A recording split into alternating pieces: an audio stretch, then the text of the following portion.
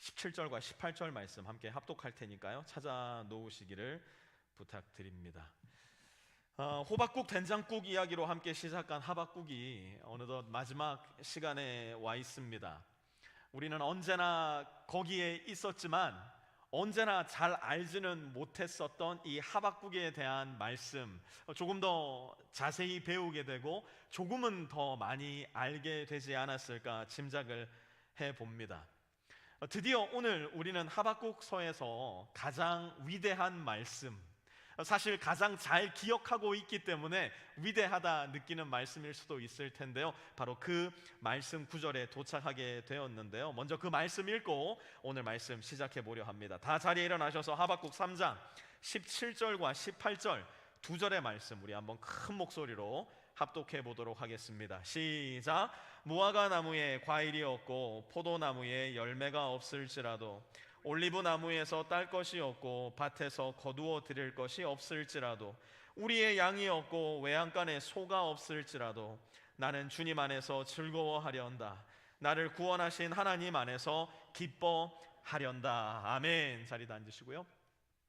저는 목사이지만 우리가 방금 함께 읽은 이 말씀에 좀 너무 성급하게 도달하려고 하는 신자들을 보게 될 때 솔직한 이야기로 좀 우려스러운 생각이 들 때가 있어요. 아직 회심한 지가 얼마 되지 않았는데, 아직 예수님을 믿은 지 얼마 되지 않았는데, 아직 너무 젊은데, 혹은 아직은 인생의 겨울을 여러 차례 겪어보지 못했을 텐데, 마치 내 인생은 언제나 하박국 3장 인생인 것 마냥 포장하는 분들을 볼 때, 더 나아가서 교회 안에 있기 때문에 다른 신자들을 향해 손가락질하면서 왜 당신은 하박국 3장의 신앙 같지 못합니까? 왜 당신은 언제나 하나님을 기뻐하고 즐거워하지 못합니까? 조롱 섞인 눈으로 혹은 비난 섞인 손가락으로 누군가를 가리키는 모습을 볼 때, 목사지만 좀 죄송합니다만 그 안에서 참을 수 없는 가벼움을 느끼게 될 때가 있어요. 왜 그러냐? 하박국 3장의 고백은 어느 날 갑자기 버튼 하나 눌렀다고 해서 툭 튀어나오는 자판기 신앙이 아니기 때문이에요. 하박국 3장의 신앙은 어느 날 저 높은 데서 낙하산 타고 뚝 떨어진 그런 신앙도 아니기 때문입니다. 하박국 3장 17절과 18절의 신앙은 그동안 우리가 공부해왔던 그 치열하고도 비참했던 하박국 1장과 2장, 그리고 오늘 우리가 함께 공부하게 될 하박국 3장 1절에서 16절까지의 모든 기간을 통과한 후에야 겨우 나올 수 있는, 정말 진흙밭에서 건져 올린 진주 같은 신앙, 시커먼 석탄을 캐고 또 캐어내서 겨우 하나 발견하게 된 다이아몬드와도 같은 뿌리 깊은 영성의 신앙이기 때문이에요.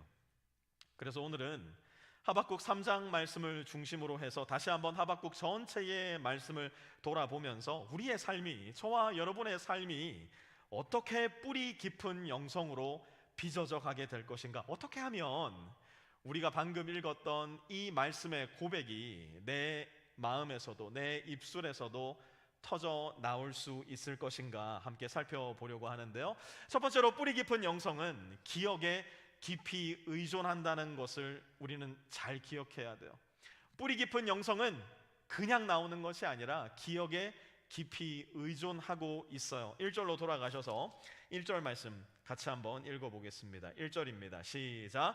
이것은 시기온옷에 맞춘 예언자 하박국의 기도이다. 아멘. 시기온옷이 무엇이냐? 오늘 굉장히 낯선 단어 하나 배워가시게 될 텐데요, 시기온옷이 무엇이냐? 아무도 몰라요. 그 어떤 신학자도 시기온옷이 무엇이다 정확히 이야기할 수 없습니다. 다만 합리적인 추측은 할 수 있는데요, 3장 19절 마지막 구절인데요, 후반절 보니까 이 노래는 음악 지휘자를 따라서 수금에 맞추어 부른다라고 기록된 것으로 미루어 보아 3장 1절에 기록된 시기온옷은 그 당시에만 존재했던 악기의 한 종류이거나 오늘날 말로 따지자면 박자를 맞추는 메트로놈, 그런 음악적 장치가 아니겠는가 신학자들은 추측을 해볼 뿐입니다. 2절도 한번 이어서 보시면요, 같이 읽을게요. 시작. 주님, 내가 주님의 명성을 듣습니다. 주님, 주님께서 하신 일을 보고 놀랍니다. 주님의 일을 우리 시대에도 새롭게 하여 주십시오. 우리 시대에도 알려주십시오. 진노하시더라도 잊지 마시고 자비를 베풀어 주십시오. 아멘. 개역 개정으로 이 말씀이 훨씬 더 익숙한 성도님들도 계실 거예요. 개역 개정은 이렇게 이 말씀을 번역했어요. 여호와여, 내가 주께 대한 소문을 듣고 놀랐나이다. 여호와여, 주는 주의 일을 이 수년 내에 부응하게 하옵소서. 이 수년 내에 나타내시옵소서. 진노 중에라도 긍휼을 잊지 마옵소서. 아멘. 오늘 본문 2절에서 하박국은 부흥을 이야기합니다. 그런데 부흥이 도대체 뭘까요? 우리는 부흥이라는 단어를 듣는 순간 그 즉시로 신자들의 숫자가 점점 더 많아지고 교회의 규모가 점점 더 커지고 교회가 점점 더 많이 알려지는 것이라 생각하는 경향이 있는 것 같아요. 사실 그것은 부흥에 따라올 수도 있고 부흥과 전혀 연관되지 않을 수도 있는 일입니다. 그렇다면 부흥의 본질은 무엇인가? 2절 말씀에 그 답이 있어요. 2절 다시 보니까 부흥의 본질은 주님의 명성을 듣는 것이에요.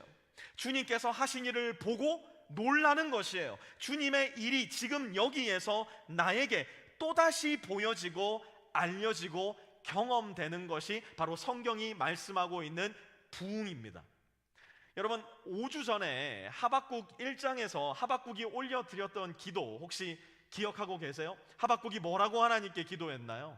하나님, 도대체 이놈의 개판인 상황을 언제까지 내버려 두실 건데요? 하나님, 도대체 이러한 상황을 어찌하여 보고만 계시는 건데요? 하나님을 향해서 삿대질을 하며 하나님께 따지고 불평했던 기도가 하박국 1장을 가득 채우고 있었어요. 그런데 오늘 본문에서는 하박국이 뭐라고 기도합니까? 다시 한번 2절 보니까 진노 중에라도 긍휼을 잊지 마옵소서. 하박국의 기도의 내용이 너무나 크게 바뀌었다는 걸 우리는 발견합니다. 하박국에게 무슨 일이 생겼던 걸까요? 하박국 1장에서 하박국은 치열하게 하나님께 따지고 들었어요. 격렬하게 캐물었어요. 집요하고 끈질기게 불평을 늘어놓았습니다. 그런데 2장에서 무슨 일이 일어납니까? 하박국은 자기의 자리, 나의 자리였던 성루에 올라가서 하나님을 기다리기 시작했어요. 내가 하나님의 음성을 한번 기다려보겠다 결단하고 자기의 자리에서 하나님을 잠잠히 기다리고 바랬습니다. 하나님께서 그때 응답을 주셨어요. 나의 손이 짧아 너희를 구원하지 못하는 것이 아니다. 나에게 능력이 없어서 바벨론이 남유다 왕국을 침공하는 것이 아니다. 이것조차도 나의 뜻 가운데, 나의 은혜 가운데, 나의 긍휼 가운데 있다는 것을 너는 보아야 한다. 하박국은 그 음성을 듣고 하나님에 대한 관점이 완전히 뒤바뀐 거예요. 그 모든 상황을 거치고 난 후에 하박국은 말합니다. 하나님, 진노 중에라도 하나님의 긍휼을 잊지 말아 주십시오. 여러분, 하박국에게 지금 무슨 일이 일어난 건지 아시겠어요? 하박국에게 하나님의 부흥이 일어난 거예요. 하나님의 음성이 들렸고 하나님을 새롭게 보기 시작했고 하나님께서 하시는 일이야말로 가장 아름답고 가장 완전하다는 것을 그의 생 가운데 발견하게 된 거예요. 부흥이 일어난 겁니다. 3절도 함께 이어서 보도록 할까요? 하나님이 대만에서 오신다. 거룩하신 분께서 바란산에서 오신다. 셀라. 하늘은 그의 영광으로 뒤덮이고 땅에는 찬양 소리가 가득하다. 아멘. 여러분, 성경을 읽을 때 우리는 어쩔 수 없이 제한된 지식과 단절된 전통 속에서 성경을 읽을 수밖에 없어요. 왜냐하면 우리는 이 성경의 1차 수신자였던 유대인이 아니기 때문이에요. 그래서 우리는 어떤 성경을 읽을 때 그러한 역사적인 맥락 속으로 돌아가서 그래서 이 말씀이 나온 거구나 라는 것을 배워야 될 필요가 있는데요. 예를 들자면 이런 거예요. 제가 2세 우리 성도님한테 이 이야기를 먼저 해봤더니 정말 다 모르시더라고요. 딱 하나만 빼고 다 모르시더라고요. 여러분들이 이걸 다 알면 여러분들은 알짜배기 1세세요. 그런데 이 중에 한 개, 두 개를 잘 모른다 그러면 난 1.5세나 다 모른다 그러면 2세 정도 될 수 있을 거라 생각하는데 한번 보세요. 손이 가요 손이 가. 어디에 손이 가야 돼요? 새우깡에 손이 가는 겁니다. 이거 다 아시겠어요? 모르시는 분들 좀 계시죠? 이거는 어때요? 만나면 좋은 친구. 이것도 모르시는 분 계시죠? 그럼 이거는 무조건 다 할 거예요. 아리랑 아리랑. 집사님 너무 감사해요. 집사님이 오신 이후에 정말 우리가 무반응이거든요. 반응이 시작됐어요. 이거 왜 하세요? 손이 가요 손이 가 했는데 그 다음에 새우깡이 왜 떠오릅니까? 만나면 좋은 친구 했는데 왜 MBC 문화방송이 떠올라요? 아리랑 아리랑을 했는데 왜 우리 모두는 아리랑을 알고 있는 걸까요? 그건 우리가 한국 사람이기 때문에 그래요. 척하면 탁하고 떠오르는 것들이 있단 말이에요. 그건 유대인들도 마찬가지였어요. 10년, 20년을 잊고 살다가도 척하고 이 말씀이 나오면 탁하고 그 뒤에 말씀이 떠오르는 구절들, 척하고 이 노래가 나오면 탁하고 이 찬양이 떠오르는 구절들, 척하고 이 기도가 나오면 그 뒤에 기도가 탁하고 떠오르는 기도들. 유대인들에게도 그러한 말씀, 그러한 기도, 그들의 모든 기억과 추억을 떠올려주는 찬양들이 있었단 말이에요. 오늘 본문에는 그런 노래와 그런 기도들이 무더기로 등장합니다. 4절의 말씀, 그에게서 나오는 빛은 하는 순간 이 말씀을 읽었던 유대인들은 자동적으로 출애굽 당시 어두운 밤하늘을 밝혀주었던 하나님의 불구등을 기억해냈을 거예요. 5절의 말씀, 질병을 듣는 순간 하나님께서 출애굽 당시 이집트 땅 위에 내렸던 10가지 재앙이 자동적으로 떠올랐을 거고요. 6절의 말씀을 읽을 때 모세에게 대항해 반역하려던 고라 자손들이 땅에 삼킴을 당했던 끔찍한 장면들이 그들에겐 자동적으로 떠올랐을 거고요. 8절에서는 요단강과 홍해의 갈라짐을, 10절은 반석에서 물이 샘솟던 기적을, 11절은 도저히 이길 수 없었던 아모리 족속과의 전쟁에서 기가 막힌 방법으로 승리케 하셨던 하나님을 떠올리게 했을 거예요. 지금 하박국이 뭐 하고 있는 걸까요? 뿌리 깊은 영성은 기억에 절대적으로 의존하고 있다는 것을 하박국은 기억해낸 거예요. 내 삶의 형편 때문에, 내 환경의 어려움 때문에 내가 지금 너무 절망적이고 내가 지금 너무 힘들어서 하나님에 대한 기억이 흐릿해갈 때, 하나님이 어디 계신지 도무지 알 수 없을 때, 아무리 더듬고 또 더듬어도 하나님이 지금 내 곁에 없어진다 여겨지는 그때, 뿌리 깊은 신앙을 가진 하나님의 자녀들은 지금 당장 눈앞에 펼쳐진 상황과 환경보다, 비록 지금 하나님이 느껴지지 않지만, 비록 지금 하나님이 나와 함께하고 있는 것 같지도 않지만, 이전에 내 삶 가운데 하나님은 무슨 일을 해오셨나, 이전에 하나님께서 나를 어떻게 지켜오셨나, 그 기억을 더듬기 시작하는 거예요. 왜 그렇다고요? 뿌리 깊은 영성은 이전에 행하신 하나님의 역사, 하나님의 기억에 의존할 수밖에 없기 때문이에요. 두 번째로 뿌리 깊은 영성은 선명한 현실 인식으로 이어집니다. 뿌리 깊은 영성은 선명한 현실 인식으로 이어져요. 13절 말씀 우리 한번 같이 읽어보겠습니다. 13절입니다. 시작. 주님께서 주님의 백성을 구원하시려고 오십니다. 친히 기름 부으신 사람을 구원하시려고 오십니다. 악한 족속의 우두머리를 치십니다. 그를 따르는 자들을 뿌리째 뽑아버리십니다. 셀라. 주님께서 이전에 무엇을 하셨는지 기억하고 나니까 이제는 주님께서 앞으로 무슨 일을 하실 것인가에 대한 현실 인식이 시작된 거예요. 그런데 이건 무슨 뜬구름 잡는 식의 이야기가 전혀 아닙니다.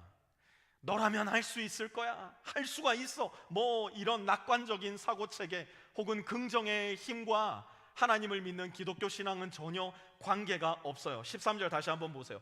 주님께서 주님의 백성을 구원하러 오시는데 어떤 상황과 현실 속에 오시는가 보니까 악한 족속의 우두머리를 치신대요.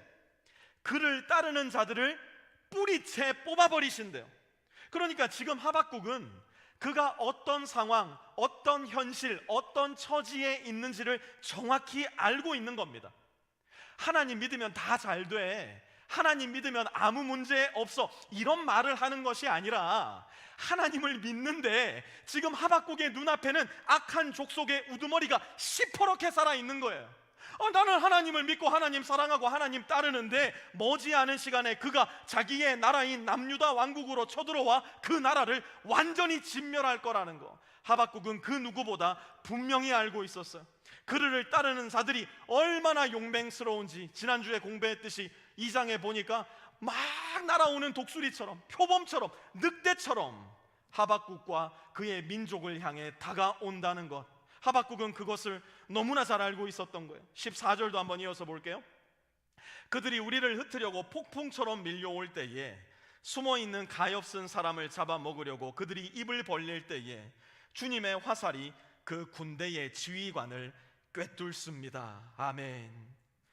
저는 우리 그리스도인들이 현실과 너무 괴리된 이야기를 할 때, 그것이 마치 믿음이라고 생각할 때 마음이 좀 답답할 때가 있어요. 하나님이 다 도와주실 거예요. 하나님이 모든 것을 괜찮아지게 하실 거예요. 하나님이 나와 함께 하시니까요. 네, 맞아요.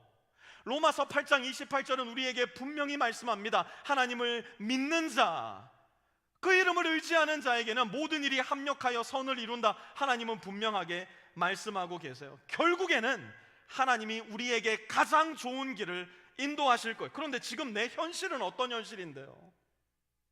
지금 나는 어떤 상황 가운데 살고 있는데요? 지금 당장 이 교회를 떠나갈 때 나는 어떤 마음으로 떠나갈 건데요? 내가 아플 수도 있어요. 내가 어려움을 겪을 수도 있어요.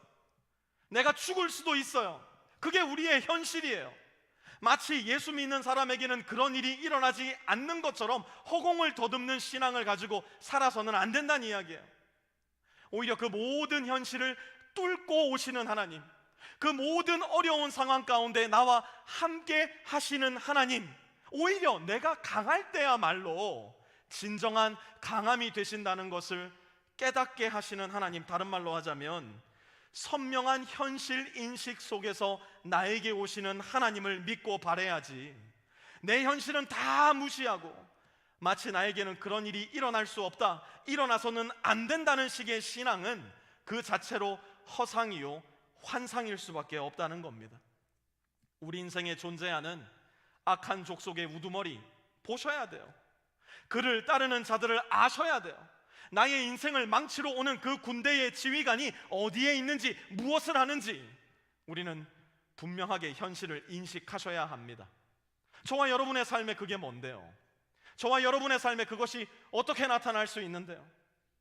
지긋지긋한 내 몸의 질병, 3달째 안 떨어지고 있는 감기에서부터 시작해서 어릴 때부터 지금까지 고생하고 있는 알러지, 죽음의 두려움을 안겨주는 암에 이르기까지, 우리 가정의 불화, 직장에서의 해고, 가장 가까웠던 사람과의 관계의 붕괴, 재정의 결핍, 자녀들의 반항과 탈선, 친구와 부모님의 이른 죽음, 가장 믿었던 너에게서 받은 배신과 실망, 날마다 직장에서 보이지 않는 폭력과 학대, 그로 인한 자존감의 상실, 우울과 불안, 헤어나올 수 없는 절망, 군중 속의 고독과 외로움, 심지어 하나님을 향해 갖게 된 의심과 원망, 그로 인한 신앙의 탈성과 좌초. 여러분, 이게 나에게는 일어나지 않는 일인가요? 나 예수님 믿으니까 이런 일 일어나서는 안 돼, 우리 중 그 누가 그렇게 이야기할 수 있나요? 이것이 우리의 비정한 현실이에요. 이것이 우리 앞을 가로막고 있는 악한 족속의 우두머리이고 그를 따르는 자들이고 우리의 인생을 망치러 달려드는 그 군대의 지휘관들이에요.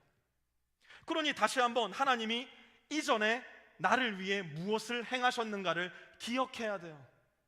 동시에 오늘의 현실을 똑똑히 인식해야 됩니다. 그리고 나서 우리도 하박국이랑 똑같이 해보는 거예요. 하박국이 뭐라고 합니까? 주님께서 악한 족속의 우두머리를 치신다고 이야기합니다. 또 보니까 주님께서 그를 따르는 자들을 뿌리채 뽑아버리신대요. 또 하박국이 뭐라 그래요? 주님께서 그 군대의 지휘관을 꿰뚫으신대요. 그러니 우리도 하나님께서 그분의 백성들에게 행하신 일들을 기억하면서 오늘의 내 삶 가운데 나를 돌보시고 나를 지키시고 인도하시는 하나님을 기대해야 돼요. 내 현실을 똑바로 바라보는 가운데 하박국처럼 선언하고 기도하는 겁니다. 어떻게 기도할 수 있을까요? 이렇게 기도할 수 있을 거예요. 주님께서 내 땡땡을 치신다. 여러분을 망치러 다가오는 군대의 지휘관은 누구입니까? 여러분을 죽이려고 달려드는 여러분 인생의 가장 큰 적은 누구예요? 무엇이에요? 주님께서 내 질병을 치신다. 주님께서 내 재정의 결핍을 뿌리 뽑으신다. 주님께서 반항하고 탈선하려는 내 자녀를 꿰뚫으신다. 우리는 이전에 행하셨던 하나님을 기억하며 오늘의 현실을 똑바로 바라보는 가운데 하나님께 하박국처럼 기도할 수 있는 거예요. 그렇게 하고 나서야 비로소 우리는 세 번째 뿌리 깊은 영성으로 나아갈 수 있을 텐데요. 세 번째 뿌리 깊은 영성은 찌라도 찬양으로 우리를 이끌어갑니다. 뿌리 깊은 영성은 찌라도 찬양으로 우리를 이끌어갑니다. 17절 말씀 우리 함께 읽었지만 다시 한번 큰 소리로 함께 읽어봅니다. 시작. 무화과 나무에 과일이 없고 포도나무에 열매가 없을지라도 올리브 나무에서 딸 것이 없고 밭에서 거두어 드릴 것이 없을지라도 우리의 양이 없고 외양간에 소가 없을지라도. 아멘. 하박국이 살아가던 시대 무화과 나무, 포도나무, 올리브 나무의 과실은 우리로 치자면 쌀이고 보리고 배추이고 무였어요. 그러니까 이들의 생존에 있어서는 반드시 있어야 하는 필수 양식과도 같았어요. 바벨론의 침략으로 인해 땅이 황폐해지고 기근이 닥치면서 남유다 왕국에 소위 보릿고개가 찾아올 거라는 것을 하박국은 이미 내다보고 있었던 겁니다. 우리의 양이 없고 외양간에 소가 없다는 거, 이건 겨울이 되어서 내 아이가 벌벌벌 떨고 있는데 그 어린아이에게 입혀줄 따뜻한 옷 하나 준비할 수 없다는 비참함을 의미했어요. 더 나아가 봄이 와도 땅을 갈아 새롭게 뒤엎고 그 위에 작물을 심어서 먹을 수 있는 희망이 사라진 철저한 무력함을 나타내는 말이었어요. 더 나아가 가장 중요한 게 뭔지 아세요? 더 이상 이스라엘 땅에서 예배를 드릴 수 없다는 것을 의미했어요. 땅에서 나는 작물이 없으니까 하나님께 올려드릴 소제를 드릴 수 없는 거예요. 양이 없고 염소가 없고 소가 없으니 하나님께 태워서 올려드릴 번제를, 속제제를, 속건제를 더 이상 드릴 수가 없게 된 겁니다. 아무것도 할 수 없는, 심지어 예배조차 드릴 수 없는 이스라엘 민족들이 그토록 목을 메었던 외형적 예배조차도 완전히 실종된, 소망이 전혀 사라진 상태. 그런데 하박국은 오히려 그런 상황에 뭐래요? 각종 과실나무에 아무런 열매가 없을지라도, 밭에서는 아무런 곡식을 거두어 드릴 수 없을지라도, 아무리 찾아보고 또 찾아봐도 양도 없어, 염소도 없어, 소도 없을지라도. 그때 하박국이 하는 것이 무엇인가? 18절 같이 한번 읽어봅니다. 18절입니다. 시작. 나는 주님 안에서 즐거워하련다. 나를 구원하신 하나님 안에서 기뻐하련다. 아멘. 찌라도. 여러분, 신앙생활을 조금 하신 분들은 우리도 이 찌라도 신앙 참 좋아합니다. 다니엘과 세 친구를 한번 생각해 보세요. 그리 아니하실지라도 믿음 가지고 풀무불 들어가니까 어떻게 됐어요? 머리털 하나도 상치 않고 나오잖아요. 그리 아니하실지라도 믿음 가지고 사자굴 들어가니까 사자한테 잡아먹힌 게 아니라 사자가 우리 집 뽀미가 되어버렸잖아요. 우리는 찌라도 신앙하면 이것만 알고 있어요. 이것만 알고 있는 우리는 내 삶에서도 찌라도 신앙을 가지고 살면 나도 풀무불 들어갔다가 그대로 나오겠지, 나도 사자굴 들어갔다가 건강하게 건진 받겠지 생각할 때가 참 많이 있습니다. 하지만 똑같은 찌라도 신앙으로 살았지만, 여러분 집에 가셔서 히브리서 11장 말씀을 오늘 꼭 한번 읽어보셨으면 좋겠어요. 히브리서 11장에 보면 대다수의 이름 없는 신앙의 선조들은 고문을 당했어요. 조롱을 당했어요. 채찍으로 맞기도 했어요. 감옥에 갇히는 건 예사였어요. 톱질을 당해서 사지가 잘라지기도 했어요. 십자가에 매달리기도 했고 가장 처참한 죽음에 처하기도 했어요. 이들 모두가 찌라도의 믿음을 가졌던, 하지만 다니엘과 세 친구와는 전혀 다른 결말을 맞았던 믿음의 선조들이었어요. 저와 여러분도 마찬가지예요. 찌라도 신앙을 가지고 풀무불에 들어갈 때 저와 여러분 대다수는 온몸이 끄실려진 채 나오게 될 겁니다. 찌라도의 믿음 가지고 사자굴로 들어갈 때 아마 팔 하나는 내어주고 나와야 하는 순간도 분명히 있을 거예요. 적어도 기독교 신자들의 믿음은 바로 이 죽음까지도 뚫고 우리에게 오는 이 최종적 고백에 달려있다 볼 수 있을 텐데요. 18절 다시 한번 큰 목소리로 읽어봅니다. 시작. 나는 주님 안에서 즐거워하련다. 나를 구원하신 하나님 안에서 기뻐하련다. 아멘.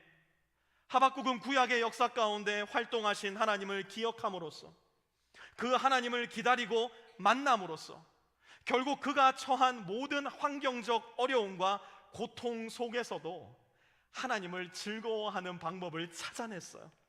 기뻐할 수 있는 방법을 찾았어요. 다른 말로 구원의 길을 찾은 겁니다. 우리는 어떻습니까? 우리는 하박국이 가지고 있었던 지극히 제한적인 하나님의 계시보다 훨씬 더 개방적이고 훨씬 더 완전한 계시를 가지고 있어요. 하나님은 역사의 한 시점에 하나님의 아들 예수 그리스도를 이 세상에 보내어 주셨고 저와 여러분과 똑같은 몸을 입고 이 세상을 사시게 하셨어요.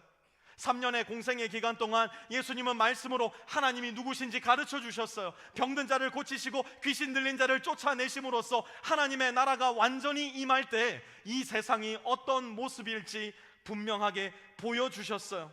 결정적으로 예수님은 십자가에 못 박혀 죽으심으로써 우리의 죄가 그곳에 함께 매달려 영원한 죽음을 당케 하셨고, 장사한 지 사흘 만에 부활하심으로써 영원한 구원의 창시자가 되셨어요. 이제 그 예수님을 믿는 사람은 누구나, 십자가에 달려 죽으시고 부활하신 예수님을 믿는 사람은 그 어떤 과거를 가지고 있든 그 어떤 인생을 살아왔든 누구나 멸망당하지 않고 영원한 생명에 이르게 되는 하나님의 자녀들로 거듭나게 하신 거예요. 그렇기 때문에 오늘 이 자리에 있는 저와 여러분은 오늘 본문 속 하박국보다 더 즐거운 마음으로, 더 기쁜 마음으로 노래할 수 있어요. 기도할 수 있어요. 하나님을 예배할 수 있어요. 목사님, 내 인생이 지금 거지 같거든요. 예, 그 거지 같은 현실 한 복판에서도 목사님, 내 인생 지금 너무 절망적이거든요. 예, 여러분의 그 절망적인 현실 한 가운데서도 온 마음을 다해, 온 정성을 다해, 온 힘을 다해 노래할 수 있는 사람들이 된 거예요. 어떻게 해요? 지금 나의 건강이 내가 원하는 만큼 회복되지 않는다 할지라도, 지금 우리 가정의 재정이 정말 엉망진창, 파산 5분 전, 도저히 나아질 기미가 없다 할지라도,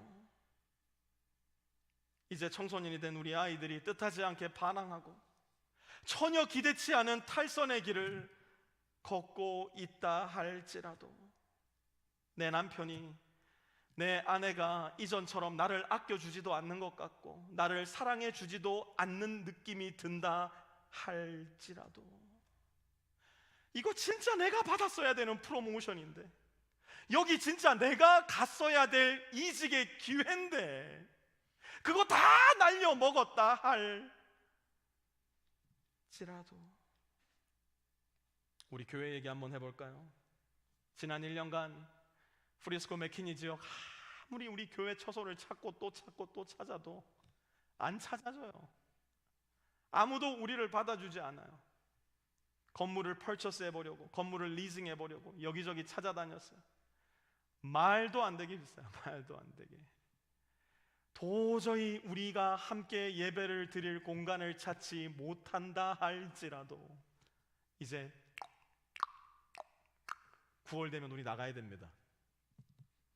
9월이 되어서 우리 모두가 함께 갈 예배 처소가 없어서 이젠 더 이상 우리 모두가 한 공동체로 예배를 드릴 수 없다 할지라도. 제 개인적인 이야기도 좀 해볼까요? 내가 공황장애에서 나아지지 않아 앞으로 5년 또 10년 교회로 돌아오지 못한다 할지라도 새가족 성도님들이 오셔서 목사님 혹시 사별하셨나요? 다른 성도님들에게 혹시 목사님 이혼하셨나요? 불필요한 질문이 나온다 할지라도, 그래서 결국에는 더 이상 제가 목회를 할 수 없는 날이 올지라도 나는 주님 안에서 즐거워하련다. 나는 구원하신 하나님 안에서 기뻐하련다. 바로 이것이 예수 그리스도 안에서 하나님의 자녀로 거듭난 모든 신자들이 마땅히 드려야 할 찬양이고 기도이고 우리의 예배입니다. 왜 그런 줄 아세요? 로마서 8장 28절에서 36절에서 39절은 이렇게 말씀합니다. 그럼 같이 한번 읽어보도록 할게요. 시작. 내가 확신하노니 사망이나 생명이나 천사들이나 권세자들이나 현재일이나 장래일이나 능력이나 높음이나 깊음이나 다른 어떤 피조물이라도 우리를 우리 주 예수 그리스도 안에 있는 하나님의 사랑에서 끊을 수 없으리라. 아멘. 이것이 바로 기독교예요. 이것이 바로 저와 여러분의 신앙이에요. 그 무엇도, 그 언제라도, 그 어디에서라도, 그 누구도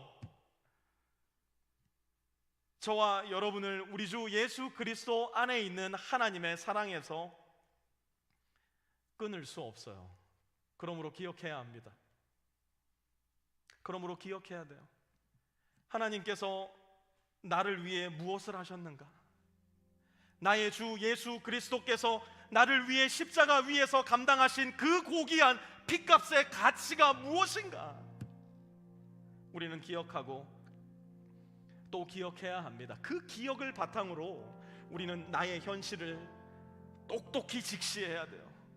이 중에 쉬운 인생 살아가는 성도님 누가 계십니까? 내 인생 너무 쉬워요. 이거야말로 탄탄대로죠. 이거야말로 레드카펫이죠. 그렇게 이야기할 수 있는 성도님 여기에 누가 계세요? 쉽지 않습니다. 가볍지 않습니다. 편하지 않습니다. 그래서 나 홀로 걸을 수 없는 인생길이에요. 그래서 주님 붙잡아야 갈 수 있는 인생길이에요. 그 십자가의 길을 걸으신 주님을 내가 너무 힘들어서, 내가 너무 고통스러워서 그렇게 붙잡고 보니까 그 십자가의 깊은 절망을 겪을지라도, 그 고통과 한탄과 아픔의 한복판을 통과할지라도, 아니 오히려 그 길을 걸었기 때문에 부활의 영광이 내 인생에도 밝아오는구나. 약속의 부활이 예수님을 믿는 나에게도 예비되어 있구나. 바로 이 지점에 이르는 것이 기독교입니다. 바로 이 지점에 이르는 것이 바로 저와 여러분이 함께 손을 잡고 가야 하는 우리 주님의 길입니다. 우리 자리에 다 일어나셔서 그 마음 가지고 주님, 나도 그 길, 진리의 길, 십자가의 길, 부활의 영광의 길 가기 소원합니다. 우리 그 마음으로 이 찬양 하나님 앞에 힘차게 올려드렸으면 좋겠습니다.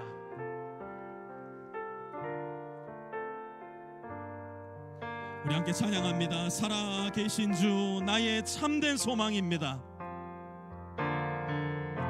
살아계신 주 나의 참된 소망, 걱정 근심 전혀 없네.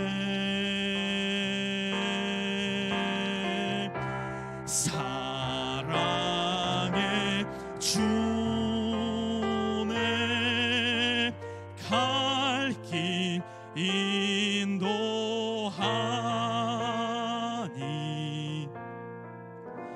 내 모든 삶의 기쁨 늘 충만. 다시 한번 살아계신 나의 주님 의지하며 나의 참된 소망이 주께 살아계신 주.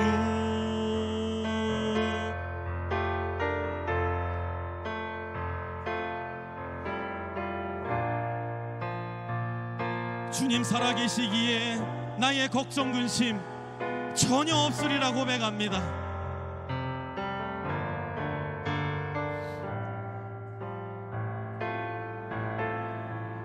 우리의 마음과 목소리 높여 사랑해 주님께서 내 갈 길 인도하십니다.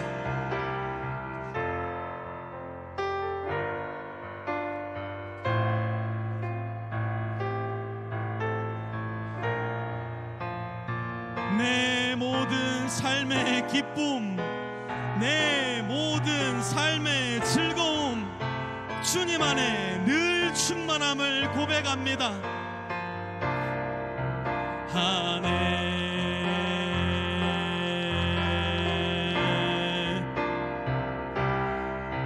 그 사랑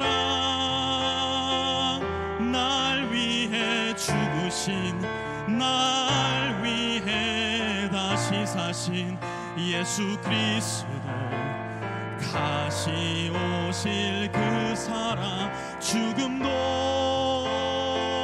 생명도 천사도 하늘의 어떤 권세도 끊을 수 없는 영원한 그 사랑. 우리 다시 한번, 그 사랑 날 위해 죽으신 그 사랑, 날 위해 죽으신, 날 위해 다시 사신 예수 그리스도, 다시 생명도 천사도 하늘의 그 어떤 권세도 끊을 수 없는 영원한 그 사랑 예수를 찬양하고 기뻐합니다. 영원한 그 사랑 예수. 우리 시간 들은 말씀 기억하시면서 하나님 앞에 기도하는 시간 갖기 원하는데요, 한번 여러분의 인생 돌아보세요. 한번 여러분의 기억을 더듬어 보세요. 주님께서 나의 삶을 어떻게 인도해 오셨는가. 그때 진짜 죽을 뻔했는데, 그때 정말 내 인생 끝장난 줄 알았는데, 나 그때 정말 자살하려고 모든 준비까지 다 맞춰놨었는데, 주님 날 살려주셨던, 주님 날 도와주셨던, 주님 날 건져주셨던 하나님의 그 일하심을 한번 기억해 보세요. 그리고 그 기억에 의지해서 여러분의 현실을 보세요.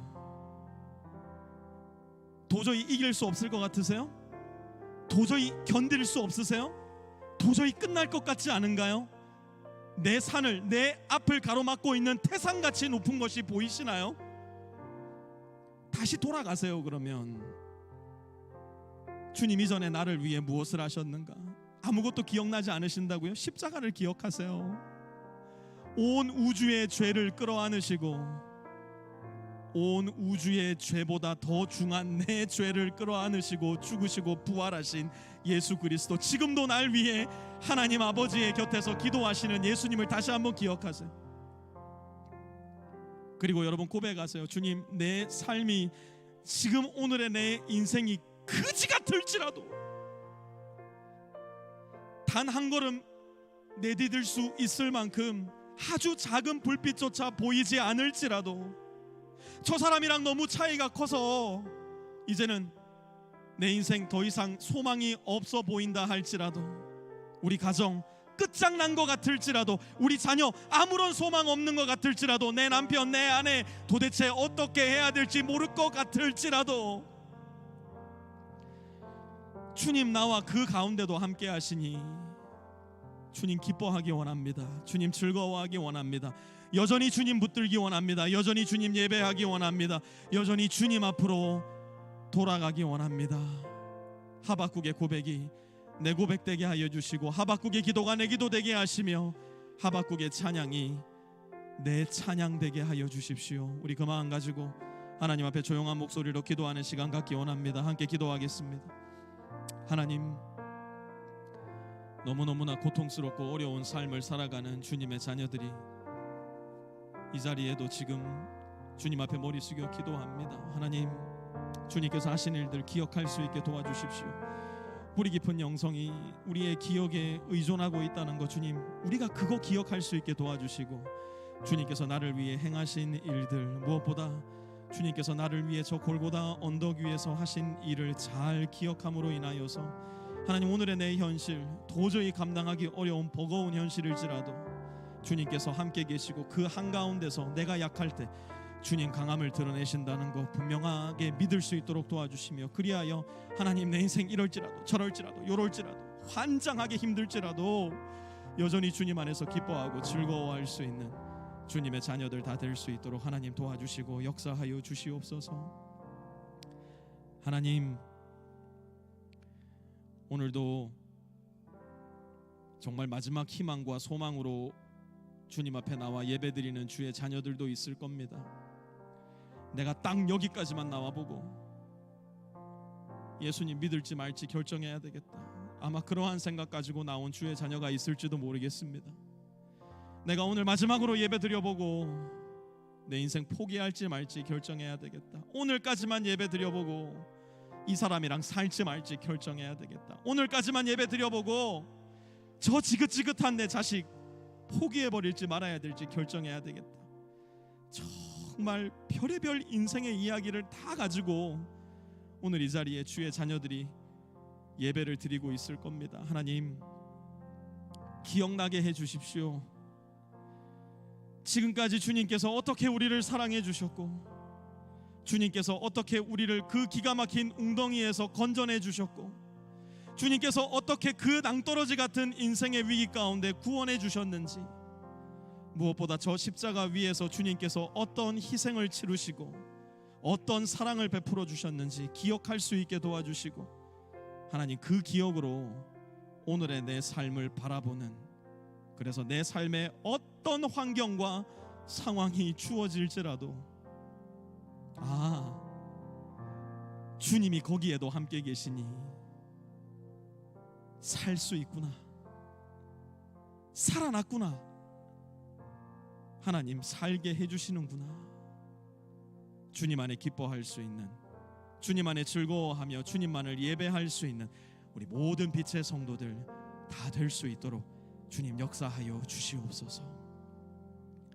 이제는 우리 주 예수 그리스도의 은혜와 하나님 아버지의 무한하신 사랑하심과 성령의 내주 교통하심이 오늘 이 자리에 머리 숙여 하나님께 예배드리며 내 인생의 상황과 환경에 관계없이 나를 사랑해 주시고 인도해 주셨던 하나님이 앞으로도 나를 구원해 주시고 나에게 은혜와 자비를 베풀어 주심을 믿고 그 주님을 신뢰하는 가운데 내 인생 어떤 환경일지라도 주님 안에 기뻐하겠습니다.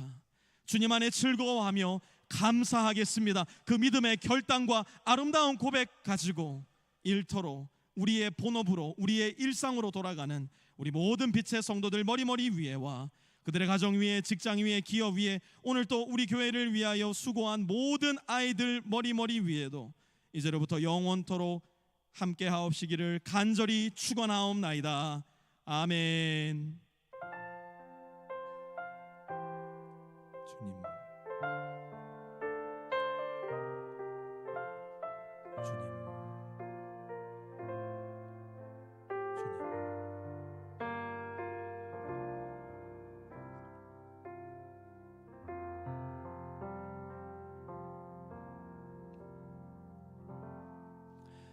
우리 파빌리온에서 아이들이 기다리고 있습니다. 그래서 여러분들 너무 늦지 마시고 우리 나가셔서 아이들 칭찬도 좀 해주시고요. 레모네이드 한 잔에 비싼 값 주고 사 먹으셔도 전혀 무방하다는 거 다시 한번 말씀드립니다. 가셔서 아이들이랑 함께 음식도 나누시고요, 교제하시고요. 이번 한 주간도 즐겁고 행복하고 주님 안에 충만한 한 주 되시기 바랍니다.